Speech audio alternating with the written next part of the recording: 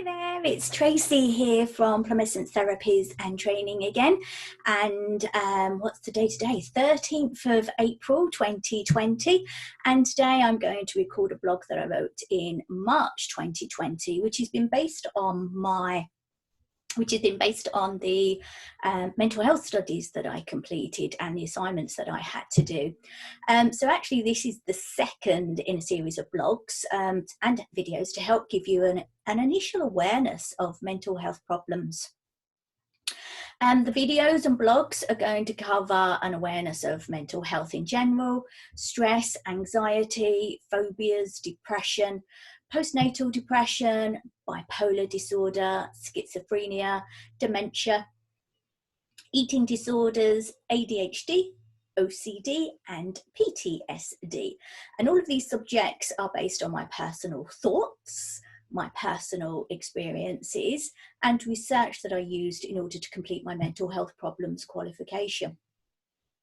I've also been asked to talk about the difference between bullying and banter and alcohol and drug dependency, but that's going to be sort of quite a while in the future now. I hope that you'll find the information interesting and informative, and it helps to break the stigma of mental health and encouraging people to talk about mental health issues and mental health concerns. So this second series is just to highlight some examples of mental health problems, and they are, firstly, anxiety and panic attacks. Anxiety is a normal emotion. It can be described as a dread or inner turmoil, and the person can be nervous, fearful, and worried that the feelings are exaggerated, and that's when they kind of begin to take over and interfere with their everyday life. Another subject we're going to talk about is depression. Depression it doesn't care what people are. It doesn't care about gender, how much you earn, the job that you do, how old you are to some extent. And it can affect someone's ability to think straight and affect how we feel about ourselves and the world around us.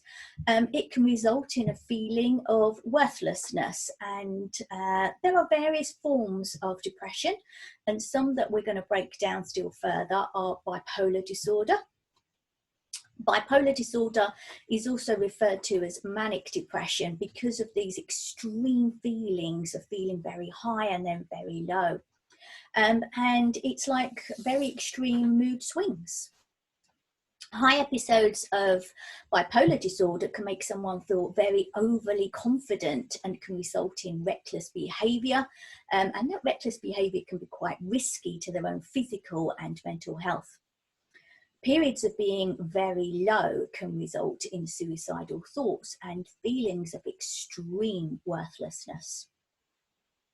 Another form of depression that we're going to break down a little bit more is postnatal depression, sometimes also referred to as postpartum depression. And that affects people usually recognised as being women after childbirth. It usually manifests itself within 6 weeks and can be a slow progression or can come on very suddenly. People with postnatal depression tend to feel really low, irritable, lacking self-worth, lacking self-esteem, and feeling unable to cope, sometimes becoming quite hostile to friends, family, and even their own children.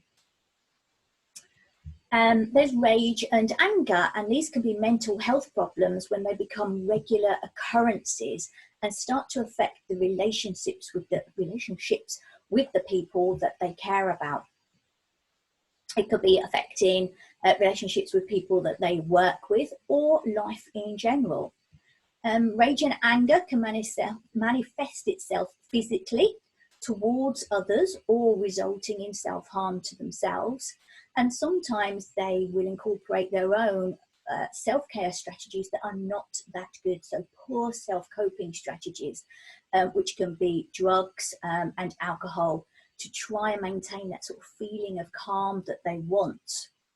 And of course, these dependencies on drugs and alcohol can cause further mental health problems. Abuse of substances can be prescribed or unprescribed, as well as alcohol, and reliance on drugs and alcohol can cause a spiral of physical and mental health problems, which can be harder to recognize, cope with, and manage. That's all that I'm going to work on for now. They are just some examples of mental health problems, and these are going to be expanded upon throughout this series. The next video and blog was going to be about mental health care and how it has changed over time. But I'm not entirely sure now if that's a subject to do. I'm going to see how I feel. However, if you have any subjects that you would like me to cover, please let me know. If there was anything that you would like to talk about or find out about around specific therapies or training that is offered, and especially those by Plum Essence, then please do ask me. I do a range of mental health awareness and mental health first aid courses. I do a variety of workshops. These are available as open courses and most definitely available in the workplace. And at the moment, whilst we're all not able to meet with one another and talk with one another, we have a range of distance learning courses so that you can complete those in your own time. So that's me, Tracy from Plum Essence Therapies and Training, redoing a blog that I wrote in March 2020, although today it's April 2020. Thank you.